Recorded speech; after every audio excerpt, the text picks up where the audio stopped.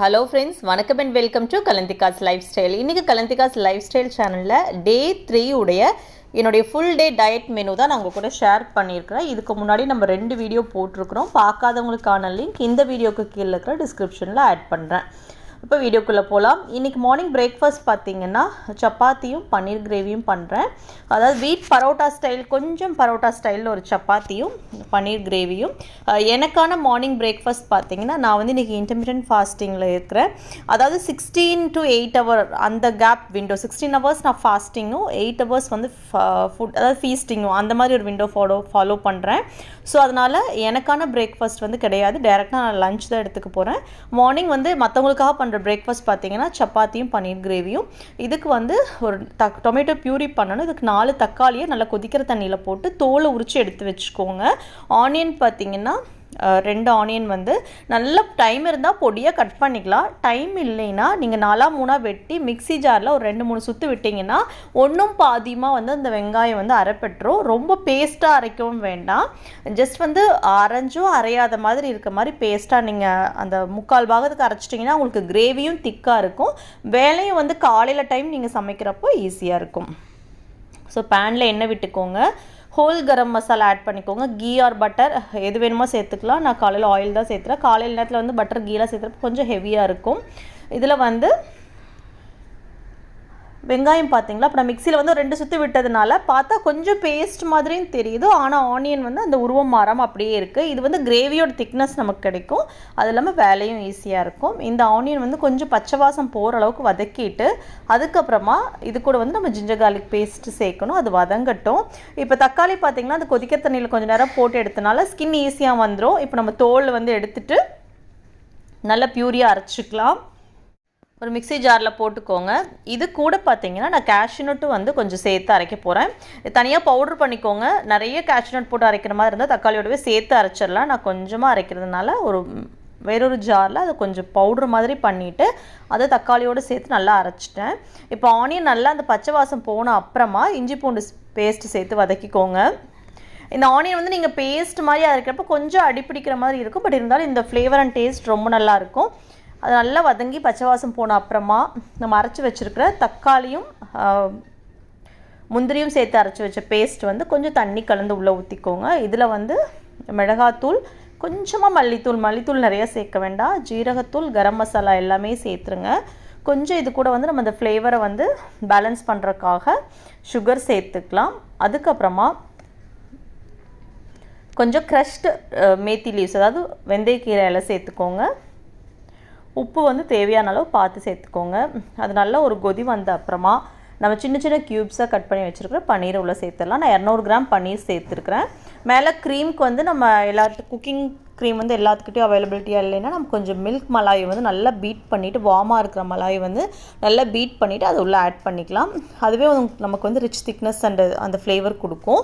So வந்து பன்னீர் gravy ready ஆயிடுச்சு. இதுக்கு பார்த்திங்கன்னா நான் சப்பாத்தி வந்து பரோட்டா மாதிரி நல்லா ஃபோல்டு பண்ணி கொஞ்சம் லேயராக இருக்கிற மாதிரி போட்டிருக்கேன். கொஞ்சம் ஃபில்லிங்காகவும் இருக்கும், நமக்கு வேலையும் ஈஸி.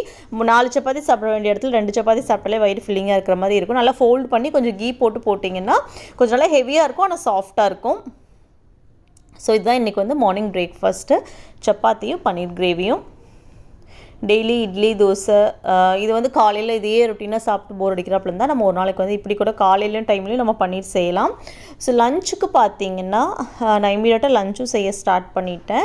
இன்றைக்கி வந்து பீட்ரூட் சாதம், கத்திரிக்காய் பொரியல், அதுக்கப்புறமா சௌச்சௌ போட்டு மோர் குழம்பு, இதுதான் செய்ய போகிறோம்.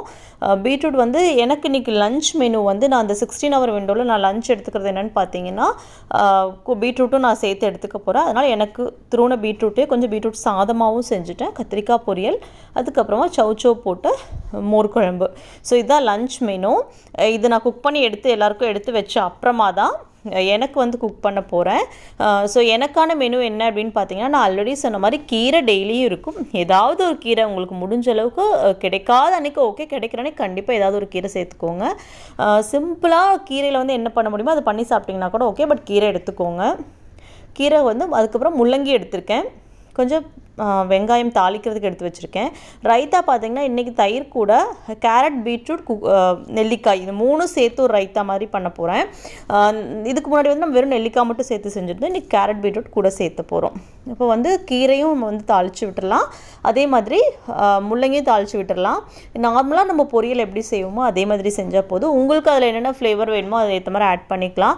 நான் உள்ளே சிம்பிளாக என்ன செய்ய முடியுமோ அப்படி தான் செய்வேன் எனக்குன்னு செய்கிறப்போ.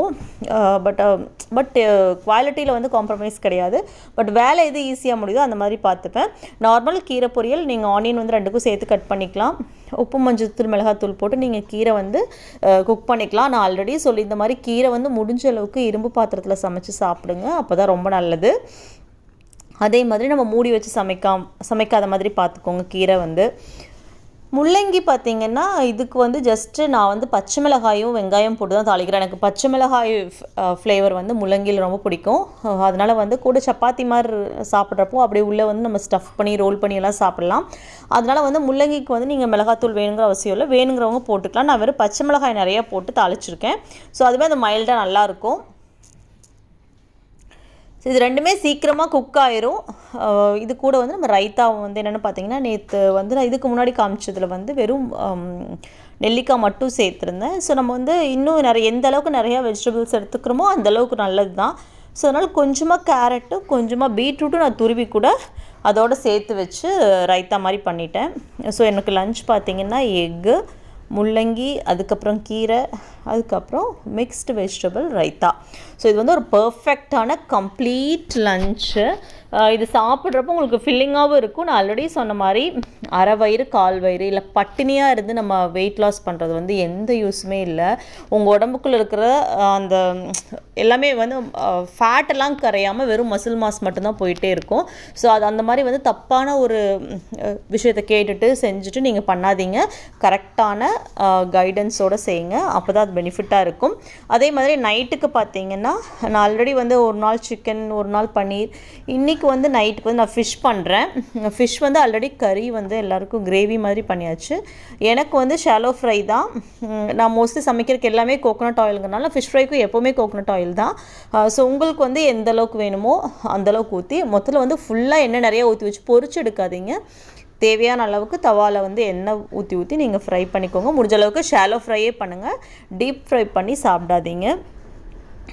ஸோ வந்து மாற்றி நீங்கள் நைட் டைம் வந்து நல்லா ஹெவியாக ப்ரோட்டீன் எடுத்துக்கிறப்போ நெக்ஸ்ட் வர அந்த மாதிரி நீங்கள் இன்டர்மீடியன்ட் ஃபாஸ்டிங் வந்து ஒரு 12 hours 16 hours விண்டோ நீங்கள் வைக்கிறப்போ நீங்கள் எடுத்துக்கிற மீல் வந்து நல்லா ஹெவியாக இருக்கணும்.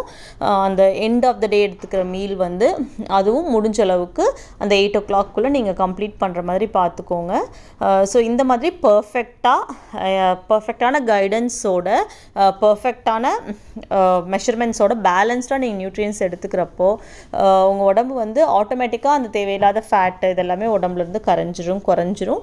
நம்மளும் வந்து ஹெல்த்தியாக அண்ட் ஃபிட்டாக ஃபீல் பண்ணுவோம். ஸோ ஆல்ரெடி சொன்ன மாதிரி லேட் 30s இருக்கிறவங்க வந்து இப்போவே நம்ம உடம்பை வந்து பார்த்துக்கணும்.